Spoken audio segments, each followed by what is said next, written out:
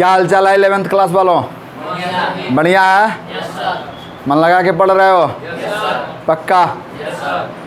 चलो आज क्या पढ़ना था हम लोगों को? मास नंबर, द्रव्यमान संख्या। इसके पहले क्या पढ़े थे? परमाणु संख्या, एटॉमिक नंबर। क्या पढ़े थे? Atomic number. एटॉमिक नंबर क्या होता है? तो नाभिक में उपस्थित प्रोटॉन की संख्या होती है। एटॉमिक नंबर को कौन दिया था भाई? मोजले ने। कौन दिया था? मोजले ने। एटॉमिक नंबर होता है क्या है? नाभिक में उपस्थित इकाई धनावेश की संख्या यानी प्रोटॉन की संख्या होती है।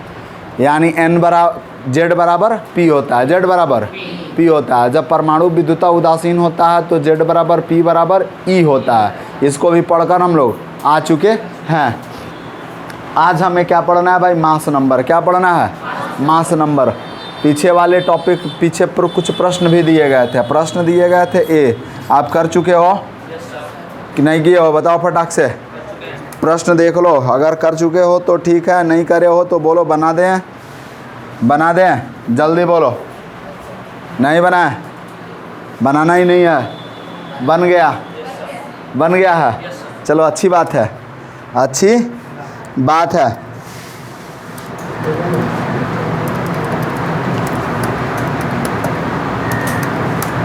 चलो आगे बढ़ते हैं हम लोग। तो आज का टॉपिक हम लोगों का बहुत प्यारा सा होगा, जिसको कहेंगे द्रव्यमान संख्या। क्या कहेंगे हम लोग? द्रव्यमान संख्या। जिसको क्या कहते हैं भाई? Mass number. क्या कहते हैं? Mass number. हिंदी में लिख लेंगे द्रव्यमान संख्या। ठीक है। इंग्लिश में क्या लिखेंगे भाई? Mass number. मास नंबर, द्रव्यमान संख्या। चलो किससे डिनोट करते हैं भाई? ए से। किससे डिनोट करते हैं? ए से। डिनोटेड बाई ए। ए से डिनोट करेंगे द्रव्यमान संख्या। मास नंबर को किससे डिनोट करेंगे? ए से। आप सुनोगे एक्स कोई एटम है, एक्स कोई एटम है। यहाँ हमने जेड लिया, यहाँ हमने ए लिया, तो ए को क्या और एक्स क्या हो जाएगा भाई? सिंबल हो जाएगा। एक्स क्या हो जाएगा? सिंबल हो जाएगा। तो यहाँ हम ना लिखकर हम ए को यहाँ लिखते हैं, ए को यहाँ लिखते हैं। और देखोगे भाई एक्स क्या है? तो symbol of an element. Symbol of an element लिखते हैं। एन एलिमेंट यानी किसी तत्व का संकेत। किसी तत्व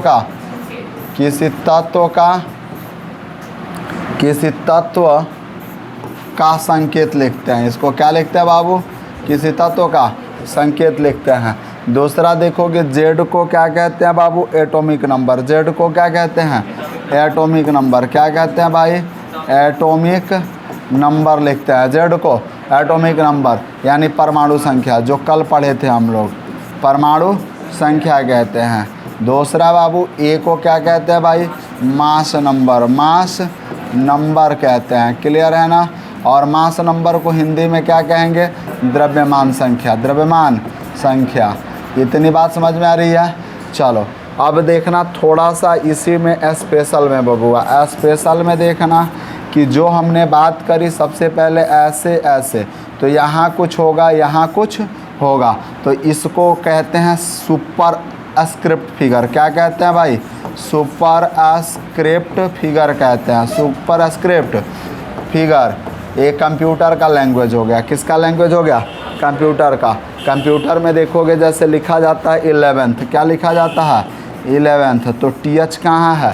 सुपर स्क्रिप्ट फिगर में। कहाँ है? सुपर स्क्रिप्ट फिगर में लिखा जाता है ना। जैसे हमने 11th लिखा, हमने क्या लिखा भाई? NA पढ़ कर आए हैं। एवोगाड्रो संख्या ए कहाँ लिखा गया है? सब स्क्रिप्ट फिगर में। कहाँ लिखा गया है? सब स्क्रिप्ट फिगर में। तो इसको क्या कहते हैं भाई? सब स्क्रिप्ट फिगर। सब स्क्रिप्ट फिगर। सब स्क्रिप्ट फिगर इसको कहते हैं। क्लियर है ना? सुपर स्क्रिप्ट फिगर और सब स्क्रिप्ट। तो ये कहाँ है भाई? सुपर स्क्रिप्ट में है। कहाँ है? सुपर स्क्रिप्ट में। ये कहाँ है बाबू? सब स्क्रिप्ट। इसका नाम हिंदी में भी वही होता है, सुपर स्क्रिप्ट और सब स्क्रिप्ट। क्लियर है ना? Any problem? स्क्रिप्ट मीन्स लिपि होता है। स्क्रिप्ट मीन्स लिपि होता है। तो लिपि में जो भाषा आप लिख रहे हो, ऊपर वाला लैंग्वेज और नीचे वाला, लोअर केस और अपर केस। तो 11th में TH कहाँ होता है? अपर केस में। एवोगाड्रो संख्या में NA कहाँ होता है? लोअर केस में। NA कहाँ होता है? लोअर केस में। अब बाबू प्रश्न उठता है कि भाई मास नंबर को किसने इंट्रोड्यूस किया था? तो देखोगे मास नंबर को सबसे पहले रदरफोर्ड ने इंट्रोड्यूस किया। कौन किया? रदरफोर्ड।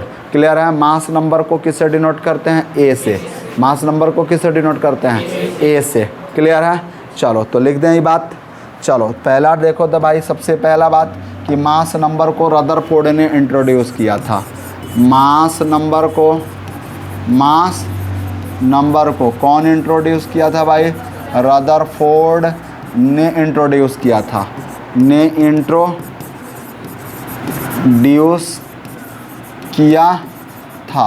मास नंबर को किसने इंट्रोड्यूस किया था भाई? रदरफोर्ड। मास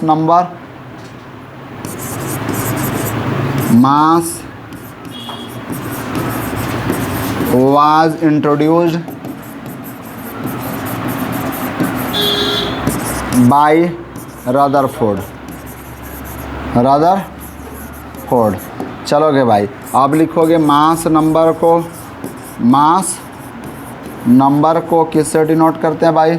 A से डिनोट करते हैं। A से डिनोट करते हैं, यानी इससे किससे डिनोट करते हैं भाई? A से।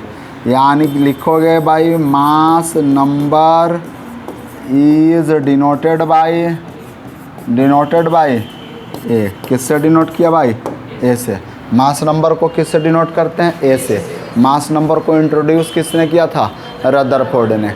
क्लियर है? यानी किसी तत्व का एलिमेंट होगा तो एलिमेंट के सबस्क्रिप्ट फिगर में उसका परमाणु संख्या, सुपरस्क्रिप्ट फिगर में उसका द्रव्यमान संख्या, सुपरस्क्रिप्ट फिगर में उसका द्रव्यमान संख्या। क्लियर है ना? जैसे बाबू अगर बात कर ले हम, थोड़ा सा ध्यान देना सबसे पहले कि यहाँ हम Na हमने लिखा और यहाँ 11, यहाँ 23। आप क्या समझोगे? A क्या है भाई? Z है। Z बराबर 11, A बराबर 23। समझोगे कि नहीं समझोगे? समझोगे।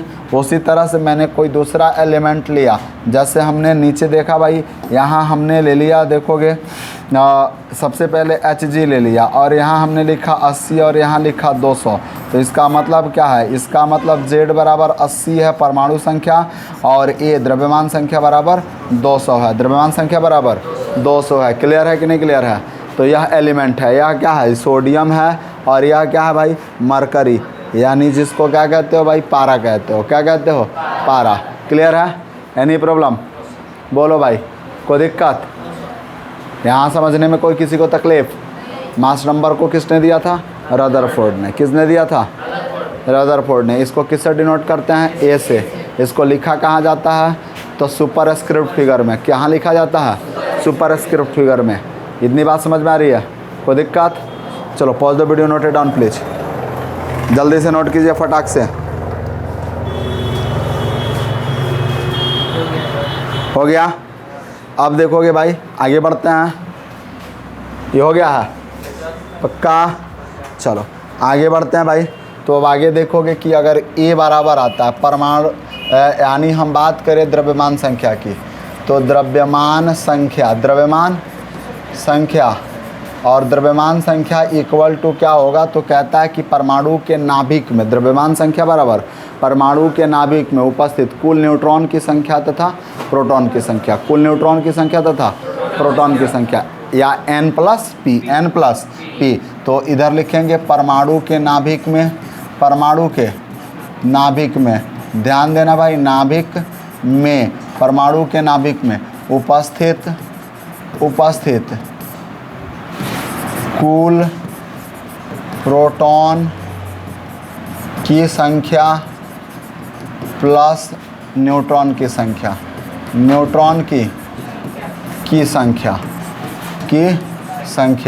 यानी द्रव्यमान संख्या, मास नंबर बराबर इतना मिल गया। इसको इंग्लिश में क्या लिख सकते हैं भाई? कि मास नंबर इक्वल टू क्या होगा? तो number of neutron plus number of proton present in atomic nucleus, atomic nucleus हो गया। ये हो गया मास नंबर। अब मास नंबर को डिनोट कैसे करते हो भाई? ए से। किससे डिनोट करते हो? ए से। और A equal to number of neutron को किससे डिनोट करते हो? एन से। नंबर ऑफ प्रोटॉन को किससे डिनोट करते हो भाई? पी से। तो ए बराबर एन प्लस पी, ए बराबर एन प्लस पी मिल गया, ए बराबर एन प्लस पी। या अगर आप गलती से लिख दिए भैया ए बराबर पी प्लस एन तो क्राइम नहीं हो जाएगा। यो बात सही है, यानी बतिया सेम डिफरेंस इज तनी तनी। क्लियर है ना? यानी ये भी बात आपका गलत नहीं है। अब सुनोगे भाई, नोट कुछ बातें नोट की हैं। नोट में कहता है भाई ध्यान से समझना कि सबसे पहले कहता है पहला नोट कि एन प्लस पी को संयुक्त रूप से, कौन रूप से भाई? संयुक्त रूप से क्या कहते हैं? न्यूक्लियॉन्स कहते हैं। संयुक्त रूप से न्यूक्लियॉन कहा जाता है। क्या कहा जाता है? न्यूक्लियॉन्स कहा जाता है। कहा जाता है यानी द कंबाइंड फॉर्म ऑफ, सीधा लिख सकते हैं the combined form of N plus P is called nucleons. Nucleons इसको क्या कहेंगे? न्यूक्लियॉन्स कहेंगे। नोट नंबर दूसरा देख लो भाई। नोट नंबर दूसरा कि अब हमने इसके पहले जो भी पढ़े थे, जेड पढ़े थे, जेड करता क्या है? तो किसी तत्व का रासायनिक गुण निर्भर करता है, रासायनिक गुण की व्याख्या करता है, या जेड पर किसी तत्व का रासायनिक गुण निर्भर करता है। यही ना पढ़ के आए थे कि परमाणु संख्या पर किसी तत्व का रासायनिक गुण निर्भर करता है। लेकिन अब प्रश्न कह रहा है नहीं, द्रव्यमान संख्या पर क्या निर्भर करता है? तो कहता है कि द्रव्यमान संख्या पर किसी तत्व का भौतिक गुण निर्भर करता है। यानी जेड द्वारा केमिकल प्रॉपर्टी डिटरमाइन होगा और ए द्वारा फिजिकल प्रॉपर्टी डिटरमाइन होगा। इतनी बात समझ में आ रही है? तो अब सुनोगे भाई सबसे पहले कि द्रव्यमान संख्या पर, द्रव्यमान संख्या पर किसी तत्व का भौतिक गुण निर्भर करता है। भौतिक गुण निर्भर करता है। कौन गुण निर्भर करता है? भौतिक गुण निर्भर करता है, निर्भर करता है। यानी क्या लिखेंगे भाई? सबसे पहले कि physical property, physical properties depends, या physical property of an element लिखो भाई, ऑफ एन एलिमेंट। क्लियर है ना? डिपेंडेड या डिटरमाइंड बाय ए, यानी मास नंबर। डिटरमाइंड बाय ए को क्या कहोगे? Mass number. ए को क्या कहोगे बाबू? मास नंबर कहोगे। क्लियर है ना? ए को क्या कहोगे? मास नंबर कहोगे। आगे बढ़ा जाए? पक्का बोलो। अब आगे बढ़ते हैं भाई, बहुत टेम्परेचर ज़्यादा है, देख रहे हो ना? अब आगे बढ़ते हैं भाई। अब देखो सबसे पहले अब तुमको क्या निकालना है भाई? मास यानी ए। अब समझो, पहले यहाँ कुछ क्वेश्चन दे रहा है, पहले इसको नोट कर लो ना, उसके बाद क्वेश्चन की चर्चा करते हैं। Pause the video, note it down please. चलिए जल्दी से नोट कीजिए, फटाफट कीजिए, नोट कीजिए। हो गए बाबू लोग? चलो बाबू लोग हो गया है, आगे बढ़ा जाए। तो अब कुछ क्वेश्चन होंगे। क्या होंगे भाई? क्वेश्चन। अब क्वेश्चन ये होंगे कि आपको न्यूट्रॉन की संख्या निकालनी होगी, प्रोटॉन की संख्या निकालनी होगी और इलेक्ट्रॉन की संख्या निकालनी होगी। NPE जो भी निकालना है क्वेश्चन देखते हैं। ठीक है, यहाँ तक कोई दिक्कत है किसी को? समझ में आया? अच्छा, यहाँ से ए बराबर आपने पढ़ लिया। देखो भाई, यहाँ आपने क्या पढ़ा? ए बराबर N प्लस P पढ़ लिया। और यहाँ से N का मान निकालना हो तो क्या करोगे? A माइनस P नहीं कर सकते हो? कर सकते हो कि नहीं कर सकते हो? P का मान निकालना हो तो A माइनस N नहीं कर सकते हो? कर सकते हो ना? पक्का? आप P को Z भी कहते हो, P को Z भी कहते हो। तो P यानी अब Z बराबर बन जाएगा ना A माइनस N। या और में क्या बन सकता है, ए बराबर जेड प्लस एन हो सकता है कि नहीं हो सकता है, ये भी हो सकता है, नहीं हो सकता है, पक्का, एनी प्रॉब्लम, कोई दिक्कत, हाँ। पी क्या है भाई, प्रोटॉन, ई क्या है, इलेक्ट्रॉन, एन क्या है, न्यूट्रॉन, जेड क्या है, परमाणु संख्या, और ए क्या है, द्रव्यमान संख्या। इतनी बात से पता चल रही है, कोई दिक्कत। चलो आगे बढ़ते हैं भाई। तो अब देखो, तो सबसे पहले क्वेश्चन क्या है, कह रहा है कि find the P E N in the following species, यानी पी प्रोटॉन निकालना है। देखो पी को क्या कहोगे भाई, यानी पी को सबसे पहले कहने वाले तुम क्या हो, पी क्या है भाई, प्रोटॉन है, क्या है, प्रोटॉन की संख्या है, प्रोटॉन की संख्या या प्रोटॉन मान लो। ई क्या है, इलेक्ट्रॉन मान लो, इलेक्ट्रॉन मान लो, या ऑब्लिक की संख्या मान लो, की संख्या मान लो, क्लियर है ना। एन क्या है, तो न्यूट्रॉन मान लो, क्या मान लो, न्यूट्रॉन मान लो, या ऑब्लिक में की संख्या मान लो, की। अब देखो जेड क्या है, परमाणु संख्या, परमाणु संख्या है, नंबर ऑफ एटॉमिक नंबर, यानी क्या कहोगे, एटॉमिक नंबर कहोगे। और ए क्या है भाई, मास नंबर है, क्या है, मास नंबर है। इतनी बात समझ में आ रही है, द्रव्यमान संख्या। कोई दिक्कत है भाई, बता दो मेरे बब्बुआ लोग। प्रोटॉन की संख्या, number of proton, number of proton, number of electron, number of neutron. फटाफट हो जाएगा कि नहीं होगा, हो जाएगा पक्का, कोई दिक्कत, एनी प्रॉब्लम। चलो ये बातें समझ गए आप। तो यहाँ से क्या निकालना है अब आपको, प्रोटॉन की संख्या, इलेक्ट्रॉन की संख्या, न्यूट्रॉन की संख्या निकालना है। पहला स्पीसीज दिया है, सॉल्यूशन में देखोगे मेरे भाई, सॉल्यूशन में सबसे पहले सॉल्यूशन देखोगे। पहला दिया हुआ है option number, question number A में यूरेनियम है 92 है और 238 है, 238 सॉल्व करोगे तो ई क्या हो गया भाई, जेड हो गया। जेड बराबर पी होता है, पी बराबर क्या हो गया भाई, 92 हो गया। आज जब न्यूट्रल है, अच्छा 92 नहीं लिखे हैं, ये कोई झूठवा है जो झटका मार रहा है, ठीक है। ए 92 हो गया। और जब अब देखो भाई ई क्या है, जब एटम न्यूट्रल होता है, जब एटम न्यूट्रल होता है, क्या होता है भाई, न्यूट्रल होता है बाबू लोग, देखना होता है, तब जेड बराबर पी बराबर ई भी होता है। तो क्या यह न्यूट्रल नहीं है, ये न्यूट्रल का हिंदी होता है उदासीन, लिख लेंगे बाबू लोग, क्या है भाई, न्यूट्रल है। तो जब ये न्यूट्रल है तो यानी इसका मतलब कि ई के बराबर भी होगा, होगा कि नहीं होगा, होगा।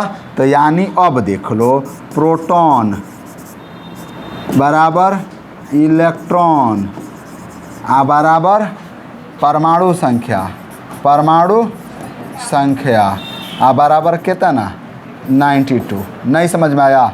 अब पूछा जा रहा है, देखो प्रोटॉन निकालिए चुका, इलेक्ट्रॉन निकाल चुका, अब तुमसे क्या पूछा जा रहा है, खाली न्यूट्रॉन पूछा जा रहा है। तो ए बराबर पढ़े हो, क्या पढ़े हो, एन प्लस पी।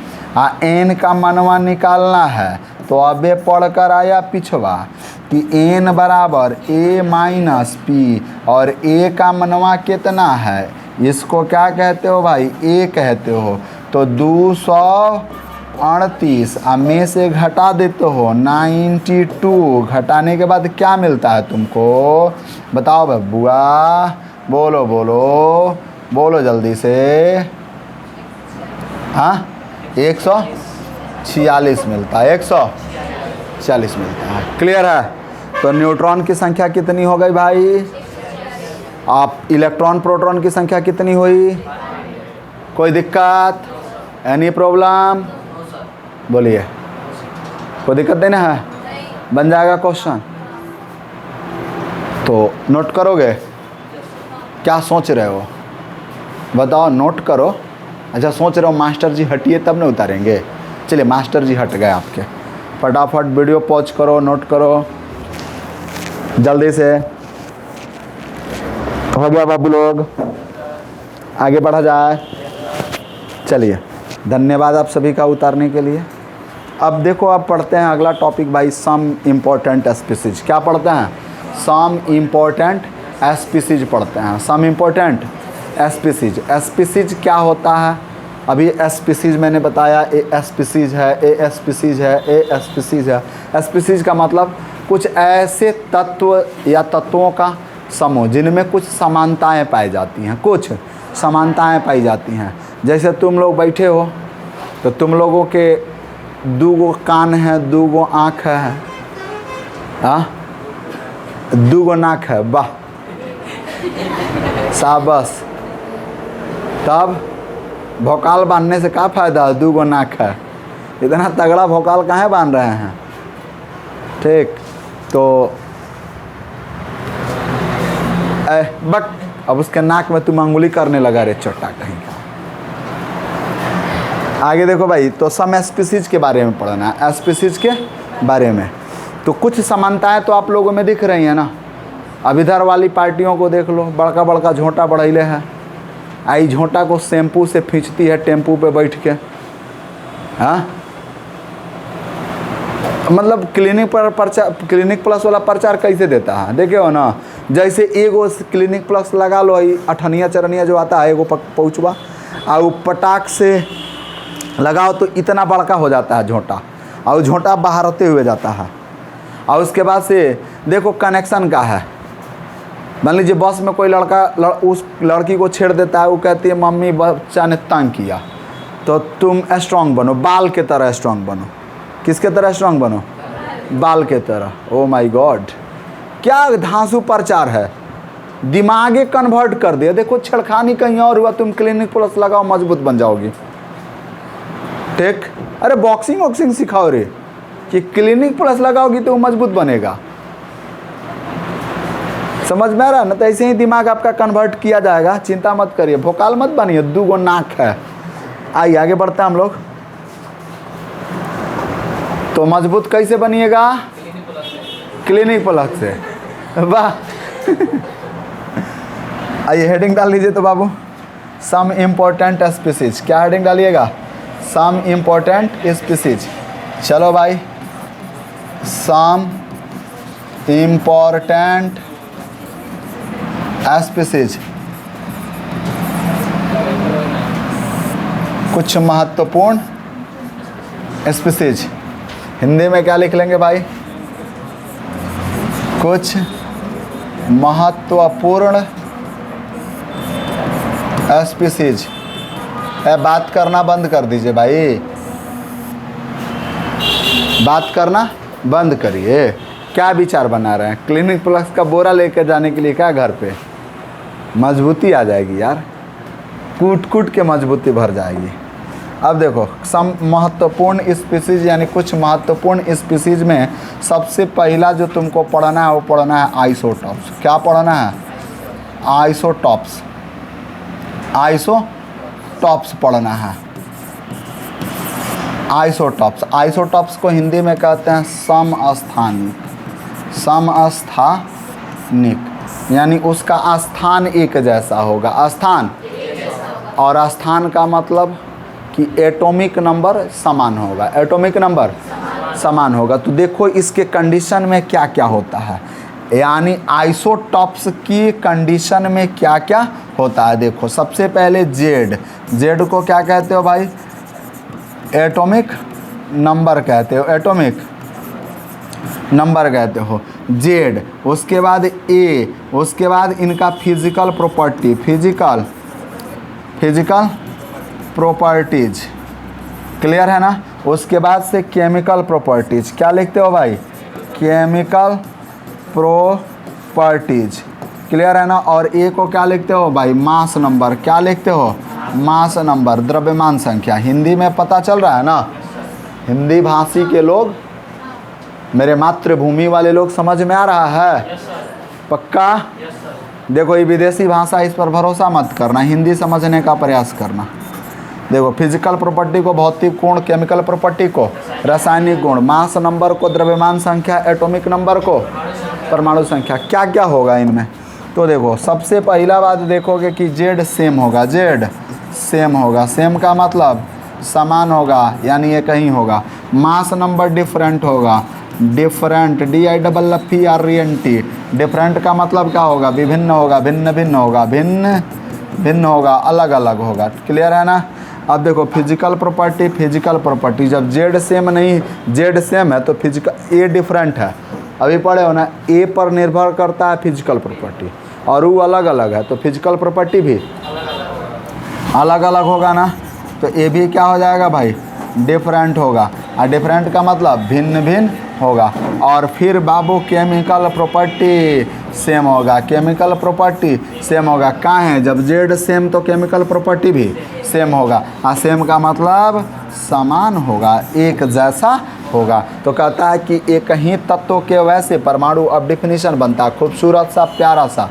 एक ही तत्व के वैसे परमाणु जिनकी परमाणु संख्या समान, जिनकी परमाणु संख्या समान तथा द्रव्यमान संख्या भिन्न भिन्न हो, क्या कहलाते हैं भाई?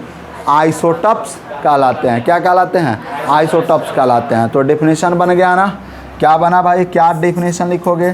कि एक ही तत्व के वैसे परमाणु, वैसे परमाणु जिनकी, चलो भाई, जिनकी परमाणु संख्या समान, जिनके परमाणु संख्या, या जिनकी नहीं जिनके लिख लो, जिनके परमाणु संख्या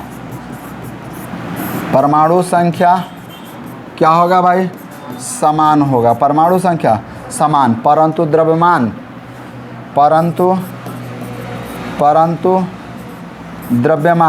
द्रव्यमान संख्या लिख लो या केवल द्रव्यमान लिख लो, कोई फर्क नहीं पड़ता। द्रव्यमान भिन्न भिन्न हो, क्या हो भाई?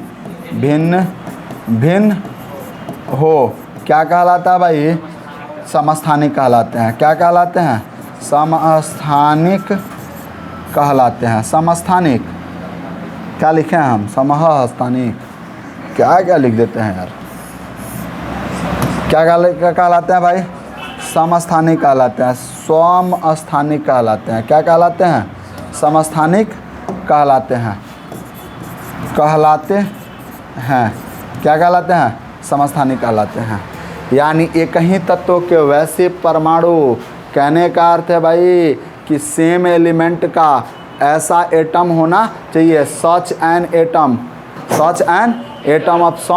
of same element having same atomic number but different in their mass number called isotopes, clear है ना? तो चलोगे बाबू कि such an atoms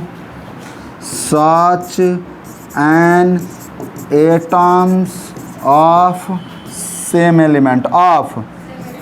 same element, clear है ना? element which having same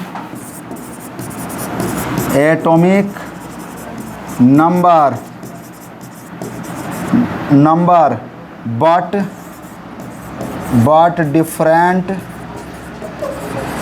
different in their mass number,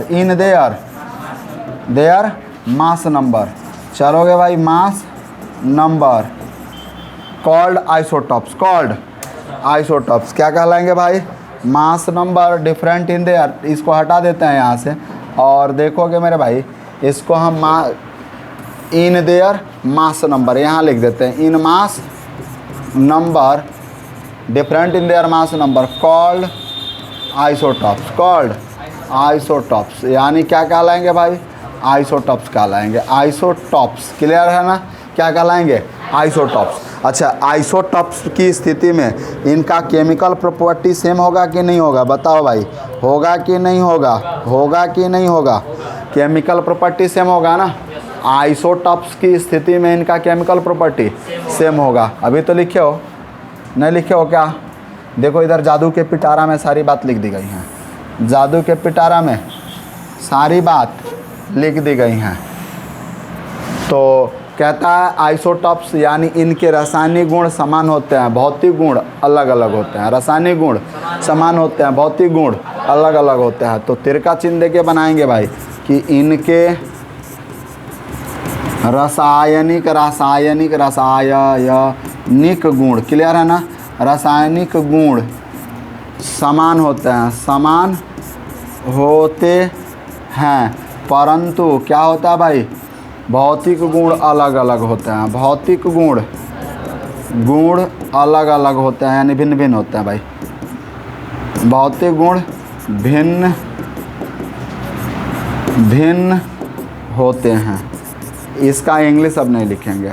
यानी कहने का अर्थ है कि this species having same chemical properties and different in their physical property, यानी इनके फिजिकल प्रॉपर्टी में अंतर पाया जाएगा। फिजिकल प्रॉपर्टी में अंतर पाया जाएगा। इतनी बात समझ में आ रही है?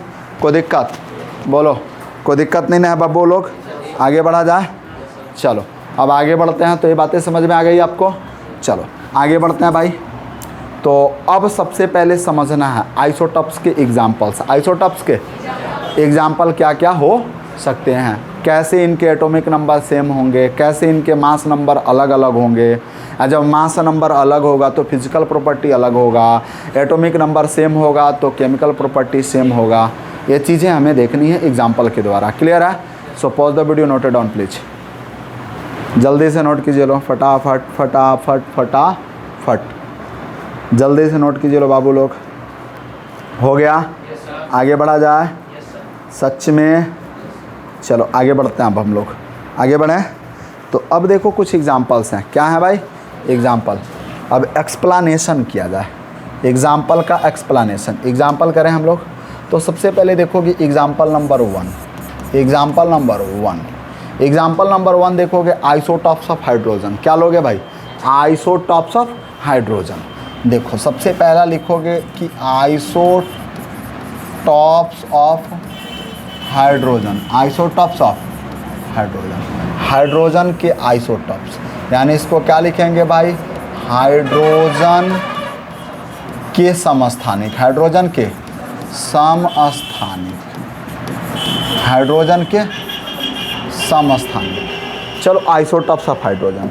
हाइड्रोजन के आइसोटॉप्स में एक आता है भाई H11 वाला आता है, दूसरा आता है भाई H12 वाला, और तीसरा आता है H13 वाला। H13 वाला यानी इसको कहते हैं प्रोटियम। क्या कहते हैं भाई? प्रोटियम। प्रोटियम। क्लियर है ना? TIEUM, TIUM खाली लिखिए, प्रोटियम। यानी हिंदी में क्या लिखेंगे भाई? प्रोटियम। क्लियर है? दूसरा देखेंगे, इसको कहते हैं ड्यूटेरियम। क्या कहते हैं भाई? ड्यूटेरियम। क्या कहते हैं? ड्यूटेरियम। यानी हिंदी में लिखते हैं ड्यूटेरियम। ड्यूटेरियम। क्लियर है ना? चलो इसको कहते हैं ट्रिटियम। क्या कहते हैं भाई? ट्रिटियम। यानी कहते हैं ट्रिटियम, यानी ट्रिटियम। ट्रिटियम इसको क्या कहते हैं? ट्रिटियम। अच्छा, ये पहला जो बना भाई, इसको क्या कहते हैं भाई? प्रोटियम। इसको क्या कहते हैं भाई? ड्यूटेरियम। और इसको क्या कहते हैं? ट्रिटियम। अब सुनोगे बाबू मेरे कि ये जो पहला दिखा इसका क्या है? A बराबर 1 है, यहाँ A बराबर क्या है? 2 है, और यहाँ A बराबर क्या है? 3 है। यानी द्रव्यमान अलग अलग है कि नहीं है? द्रव्यमान अलग अलग है। सबका Z क्या है? सेम है। सबका Z सेम है। यानी यहाँ Z इक्वल टू कितना है? 1। Z equal to 1, Z equal to 1। यानी इनका द्रव्यमान सेम है। द्रव्यमान अलग अलग है। द्रव्यमान अलग अलग है। इनका क्या सेम है? परमाणु संख्या सेम है। परमाणु संख्या सेम है, द्रव्यमान अलग अलग है। इतनी बात समझ में आ रही है? कोई दिक्कत? चलो पहला बात हो गया। दूसरा एग्जाम्पल देखोगे भाई, दूसरा एग्जाम्पल देखोगे, दूसरा एग्जाम्पल देखो, एग्जाम्पल नंबर 2। अब देखेंगे भाई isotopes of carbon. Isotopes of, यानी लिखो, हेडिंग का डालोगे ऐसे ही लिख लो। कार्बन 612 लिखते हैं, कार्बन 6 13 लिखते हैं, और कार्बन 6 14 लिखते हैं। और इसको कहते हैं आइसोटॉप्स ऑफ कार्बन। क्या लिखते हैं भाई? कार्बन। यानी कार्बन के समस्थानिक, कार्बन के समस्थानिक। क्लियर है ना? समस्थानिक।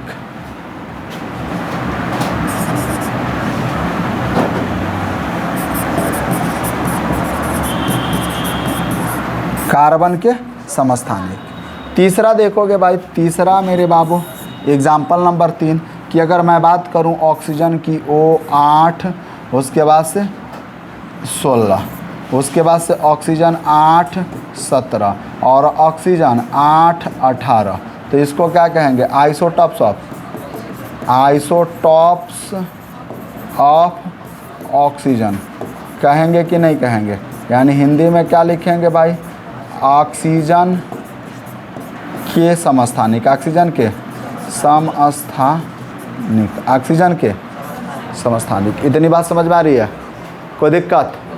हाँ, यहाँ तक कोई तकलीफ़ नहीं ना किसी को? अब हाँ, अच्छा तकलीफ़ है, क्या तकलीफ़ है? नाम इसका लिखें जैसे ऊपर वाले का लिखे हैं। नहीं, नाम सबका पॉसिबल नहीं है, सबका नाम पॉसिबल नहीं है। अब देखोगे भाई, कार्बन 614 पद्धति का प्रयोग, यानी सिस्टम ऑफ कार्बन 614, कार्बन 614 एक समस्थानिक है, कार्बन का समस्थानिक है। इसका उपयोग अवशेषों से प्राप्त होने, यानी अवशेष कह रहे हैं, जो पुरानी सभ्यताएं थी, हड़प्पा, मोहनजोदड़ो, लोथल सभ्यता, कालीबंगा सभ्यता, और बताइए और सभ्यताओं का नाम बताइए भाई। अच्छा आप लोग आओ, आई एम सॉरी, इतिहास वाले तो हो नहीं कि आप बताओगे, आप तो पढ़ते हो साइंस। क्या पढ़ते हो? साइंस। और उस साइंस में क्या पढ़ रहे हो? केमिस्ट्री। बड़ा जोर दे के कहते हो केमिस्ट्री। ये केमिस्ट्री सब्जेक्ट ही ऐसा है ना जो भाव किसी को देता नहीं है, ये खुद में मस्त रहता है, खुद में मस्त रहता है। ये सबको समझ में आने वाली भी नहीं है, आज सब लोग इसको पढ़ाने वाले भी नहीं है। ये है क्या? केमिस्ट्री।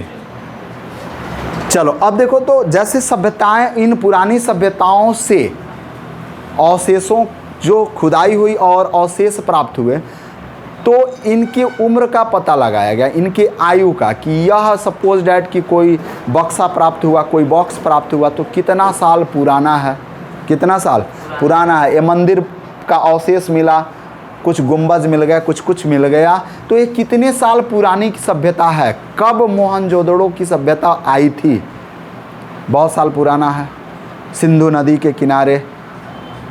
ठीक, तो इन सभ्यताओं से प्राप्त अवशेषों की आयु का पता लगाने के लिए किसका प्रयोग करते हैं? कार्बन 6 पद्धति का। इसको कार्बन 14 का डेटिंग सिस्टम भी कहा जाता है। डेट बताता है, क्या बताता है? डेट।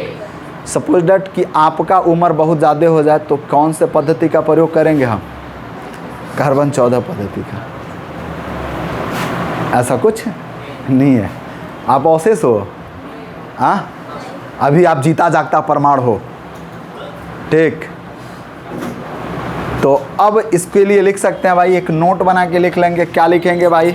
अरे बाबू बातें कम करिए, नोट बना के लिख लेंगे। क्या लिखेंगे कि पुरानी सभ्यता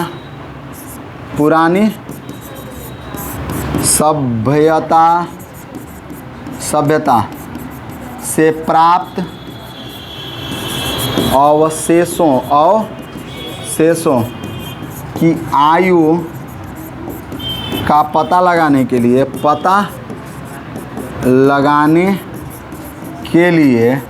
क्या करते हैं भाई? Carbon 614 dating system, dating SYSTEM का प्रयोग करते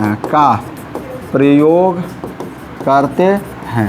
गांव में देखे होंगे कोई वृक्ष बहुत पुराना होगा, गांव में आप देखे होंगे कि कोई वृक्ष बहुत पुराना होगा, तो कितना साल पुराना है, तो उसकी उम्र का पता लगाने के लिए कार्बन 6 पद्धति का प्रयोग करेंगे। जैसे बरगद का ट्री होगा, 300 वर्ष तक लाइफ होती है आयु में। आप बायोलॉजी में पढ़े होंगे कि किसका कितना लाइफ होगा, अभी नहीं, सेकेंड ईयर में जाओगे तब पढ़ने के लिए मिलेगा, 12th क्लास में। अभी तो 11th क्लास में हो यार, फिर भी कुछ जानते हैं। हाँ भाई, आप लोग विद्वान हैं, जानना तो पड़ेगा ना।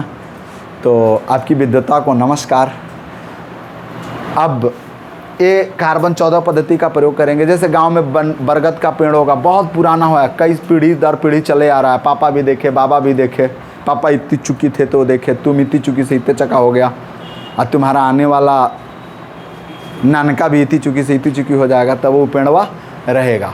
इसका मतलब कि बहुत साल पुराना हो गया, तो उसकी उम्र का पता लगाने के लिए क्या इसका प्रयोग करेंगे, कार्बन 14 पद्धति का प्रयोग करेंगे। क्लियर है, कोई दिक्कत? चलो भाई आगे बढ़ते हैं। अब इनका वर्णन करना है, इनका क्या करना है, वर्णन करना है। तो सबसे पहले इसको नोट कर लो।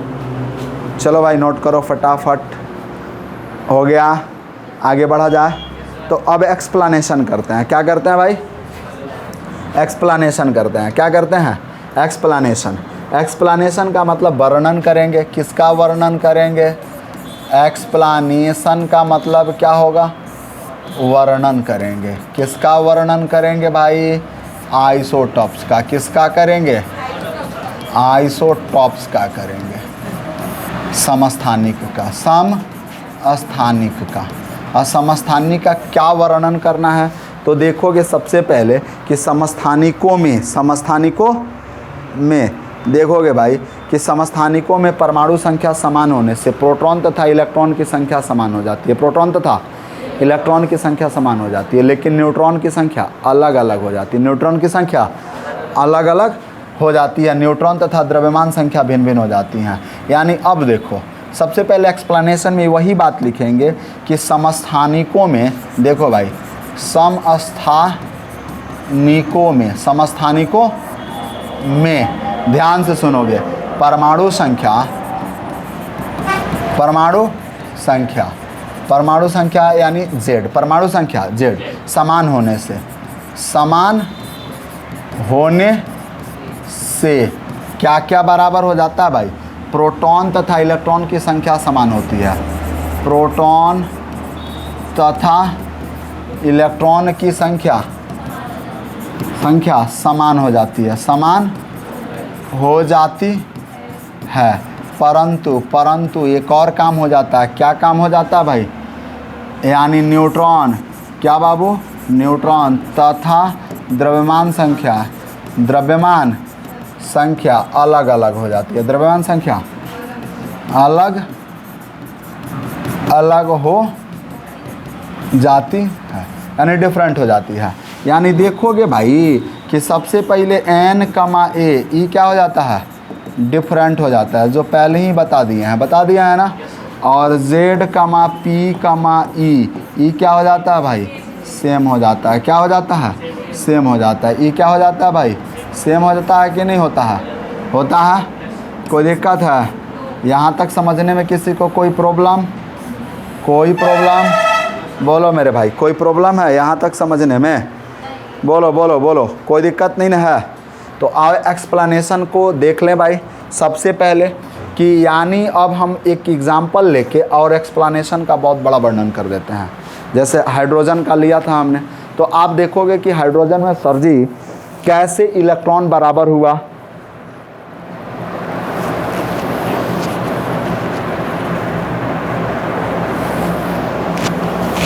बहुत मेहनत करना पड़ता है यार, बहुत मेहनत करना पड़ता है, पढ़ाना आसान काम नहीं है। अब देखो सुनोगे भाई, अब एग्जाम्पल में देख लेते हैं हम, यहीं इसको थोड़ा साइड कर लेते हैं, थोड़ा सा छोटा कर लेते हैं एक्सप्लेनेशन को, और एग्जाम्पल थोड़ा सा समझ लें हम लोग। दिखेगा ना, इतना दिख रहा है ना, कैमरा में देख लीजिए भाई। अब देखो सबसे पहले एग्जाम्पल देखो भाई, एग्जाम्पल में हमने क्या लिया, एक एग्जाम्पल लिया। अभी हम लेकर चले थे हाइड्रोजन 1,1 का, हाइड्रोजन 1,2 का और हाइड्रोजन 1,3 का लेकर चले थे। देखोगे इसको क्या बोले थे भाई, प्रोटियम बोले थे। क्या बोले थे, प्रोटियम। इसको क्या बोले थे, ड्यूटेरियम बोले थे। और इसको क्या बोले थे, ट्रिटियम बोले थे ना। चलो फटाफट, ये दिखाई दे रहा है आपको कि नहीं दे रहा, दे रहा है ना।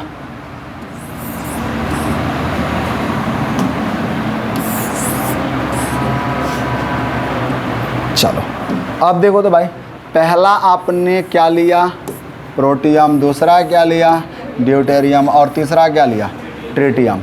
यानी सबसे पहले इसमें Z बराबर कितना है, 1। Z बराबर इसमें कितना है, 1। इसमें Z बराबर कितना है, 1। अच्छा, Z जब बराबर है तो A इसमें कितना है, 1। इसमें A का मान कितना है, 2।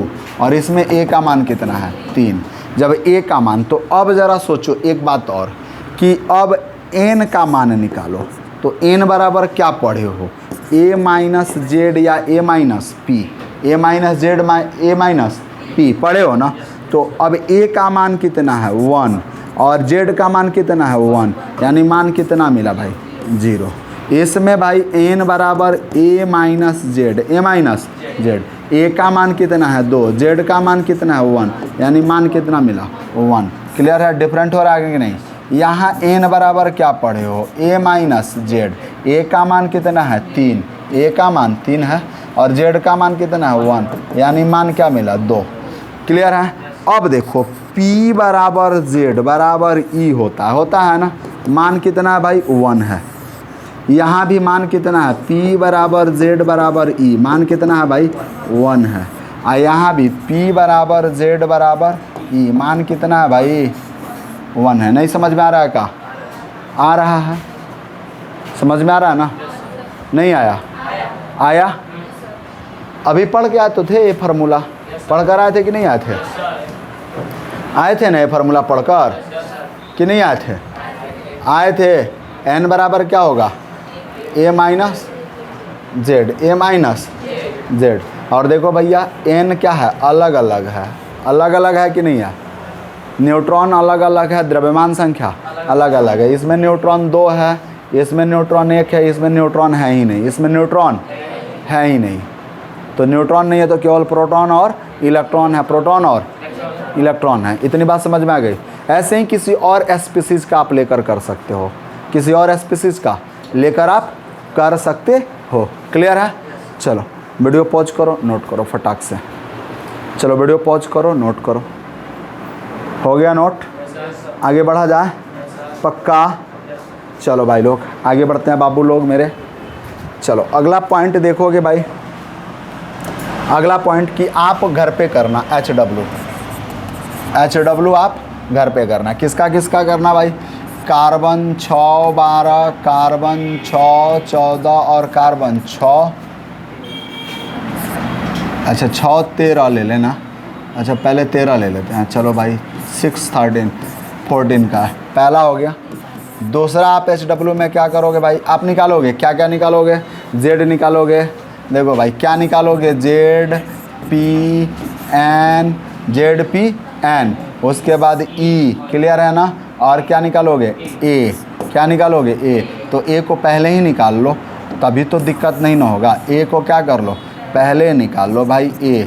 इन सब का मान निकालोगे, सबके लिए सबके लिए सबके लिए सबके लिए यही काम, सबके लिए यही काम करोगे, सबके लिए यही काम करोगे, इसके लिए भी यही काम करोगे, इसके लिए भी यही काम करोगे, सबके लिए। ठीक है, पहला हो गया।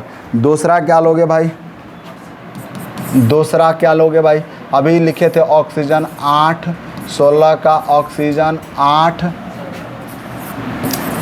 17 का, और लिखे थे ऑक्सीजन 8 18 का। तीसरा यही निकालोगे, सेम कहानी, सेम कहानी। चौथा एग्जाम्पल लोगे भाई, क्लोरीन 17 35 का और क्लोरीन 17 37 का। चौथा पांचवा निकालोगे भाई, तीसरा था ना, चौथा निकालोगे भाई यूरेनियम 92 92 235 और यूरेनियम 92 238 का निकालोगे। अब तो समझ में आ रहा है, कोई दिक्कत, एनी प्रॉब्लम। तो ये आप घर से निकालोगे, HW करोगे। क्लियर है। चलो पहले नोट कर लो HW फटाक से। हो गया नोट, वीडियो पॉज करो, नोट करो, पॉज करो, नोट करो, पॉज करो, नोट करो। हो गया। चलो अब देखो भाई, अब औसत परमाणु भार पढ़ना है। क्या पढ़ना है, औसत परमाणु भार। समस्थानिक पढ़े हो तो समस्थानिकों से रिलेटेड एक टॉपिक आता है औसत परमाणु भार, average atomic mass, average atomic mass. तो इसकी जानकारी अब हम लोग अगले क्लास में लेंगे। आज के लिए सिर्फ इतना ही। हंसते रहिए, मुस्कुराते रहिए और यूँ ही PCM क्लासेज में पढ़ने आते रहिए। मिलते हैं छोटे से ब्रेक के बाद, बने रहिए तब तक के लिए आप PCM क्लासेज के साथ। जय हिंद, जय भारत।